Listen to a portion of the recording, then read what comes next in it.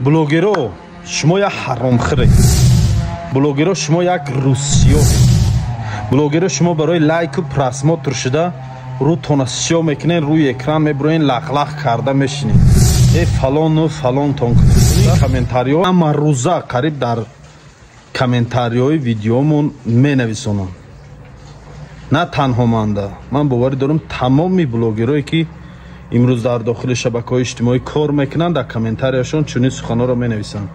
Кадом нафарое ки граница гузаштани рақамое ки дар ин инҷа нависондагиам, граница ай Москва ва Подмосква, мошинои ҳама комфорт, қоидави аҷоибот, шофёршам опити 10 солаи корӣ дора, шиносай, мисол ба дили пур метавонам гуфта ки бародаро занг занен, кадомет граница гузаштанен, ҳамроҳи ҳаме ака равем биёен, иншаалло бо раҳои осонша мефаҳмонатона, ҳамаша қоидави. ва кадом нафарое ки сафари хонаи Аллоҳ карданен, ҳаҷи умра сафар карданен, дар ҷа рақамое ки мебарояд ширкати Замзам умра, и бародаро инсонои ба бовариянд тӯли як сол зиёд мешавад ки ман рекламашон мекунам, алҳамдулилла то ҳозир ягон шикоятеам аз ҷониби ҳамин нафаро шидагӣ нестай. ба ҳамин хотир кадометон ки орзуи сафар кардан ба хонаи Аллоҳро дорен, занг занен, орзуи худтон амалӣ гардонен. ман намедонам барои чӣ ҷомеаи мо ин қадар дили сиёҳ доранд ва фарқ гузошта наметонанд байни як инсони дигар як инсони дигар.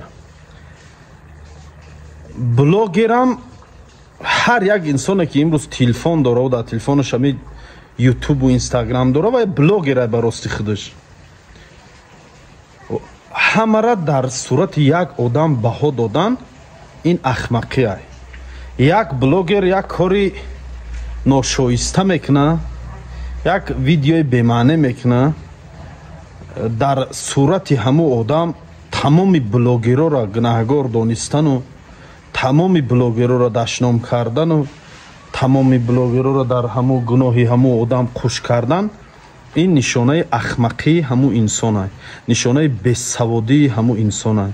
хоҳиш мекунам бародарои азиз, пеш аз оне ки дар наворо шарҳ менависонен, комментария мебинен, бинен, аввал омӯзен, тамошо кунен наворои ҳамун одама, фаъолияти блогерии ҳамун одама ай аввал варақгардон кунен, бинен ҳамин одам чӣ гуна барномаҳо мекунад, барномаҳош дар кадом ростанд, кадом сатҳи инсонгариданд, ҳамаша омӯзен, баъд хулоса баровардаву комментария нависонен, баъд фикртона баён кунен нисбати як одами дигар.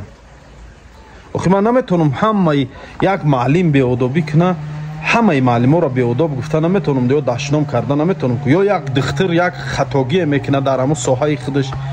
ман наметавонам дар сурати ҳамун як духтур нигоҳ карда тамоми духтуроро ҳаромхӯр бирорам, ё ки ман як инсоне ки дар сохтумон кор мекуна, мезана як корша ҷазир мекуна, хонаро ҷазир мекуна, вайрон мекуна, ремонтша безеб мекуна, ман наметавонам тамоми устоҳоро дашном кунам, гум ҳе устоҳо шумо ҳамат ҳаромхӯрен, шумо корро ҷазир карден, ё маълимо шумо ҳамат ҳаромхӯрен, шумо ҳамаро беодоб карден, ё духтуро шумо ҳаромхӯрену ҳаром кор мекунен гуфта, ман дар сурати як инсон наметавонам ҳамаро дохил кунам. ҳамин блогерирам боша ба мисли ҳамин дигар соҳаҳоай. як одама диден як видеои бемаъне кардага, як дашноми қабеҳ кардага, як видеои чӣ кардага, шахсияти ҳамун одама худша гап занен, дар сурати вай дида тамоми блогероро дохил накунен. ҳастанд блогерое ки имрӯз алҳамдулилло наворои бениҳоят хуб мекунанд.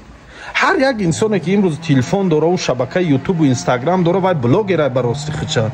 журналисто блогерӣ карисиянд, ҳофизо, сарояндаҳо, умуман имрӯзо мебинем мисол ҳамун деҳқонам блогерӣ каристай, подавонам блогерӣ каристай, маълимаму духтурам, ҳама дар ҳамин соҳаи интернет кор кас, ҷаҳони интернетай. шумо ҳамина медонед ки хеле комментариҳо навистани шумо дига асабои мо да таъсир намерасонанд, барое ки муҳим ман медонам худам чӣ кор карисем ва аллоҳи болои сарам медона ки ман чӣ гуна наворо кардисем. ин хеле ақоратҳо ва хеле комментариҳои шумо пеш таъсири худша мерасонд. асабон вайрон мешавед, фикр мекардам, ҳатто чандборорам گفتی او گپا بس کرگیم بلوگری را، ولی بعداً وقتی فهمیدم که فایده من در جامعه میرسه، فایده نوارهای کردگی من در جامعه میرسه، در پیش خودم تصمیم ماندم که همین گونه کامنتاری ها را دیگه اهمیت ندیم. با یک گپ دیگه میگن که شونکنی شما همش برای لایک و برای پرسموتر، برای پول اینترنت های. اگر همین آدم همین گپ می نویسه، همون نویساندن همین گپ شده علاقه به سوادی خودش نشان داده است. اگر وای کم ترک به سواد می بود و مفکورش ساز می بود، وای بدونست که اینترنت پول نمیده ایروز. از سال 2022 امی یوتیوب پدانلات قطعی امی اینستاگرام و امی شبکه‌های اجتماعی پول نمیدن. امو سانکسیا شد، مانیتیزاسیون هم مردگی. یگان بلوگر یوتیوب پول نمیگیره اوزی. فقط از همون پرسموتری که از طرف اروپا و امریکا و همون دولت ها میشه، همون یگان سنته که اگر بیاره همون هم دانه با همون هم بعضی بلوگرای ده که کانتنتاشون داخل داشته باشه طرفای اروپا ده همون ده. اوی ویدیویی که ما میکنیم این ویدیوی ما رو بغیر همین مردمی تاجیک خودمون دیگه یگان کس تماشا نمیکنه. علل خصوص ویدیوی منه. ویدیوی من داخل داره فقط برای مردمی تاجیک خودمون. یا آدم گمشدگی را ویدیو میکنم، یک نیازمند ویدیو میکنم، یا اینکه یک موضوعی روز در گپ میزنم ویدیو میکنم به زبان تاجیکی. تا حاضر من با یگان زبان دیگه ویدیو نکردم. ضررم در یگان تا نرسیده، نمیخوام ضررم در یگان تاتون رسه. خواهش میکنم پیش از همین کامنتار نویسوندن خوب فکر کنین، بنویسونین.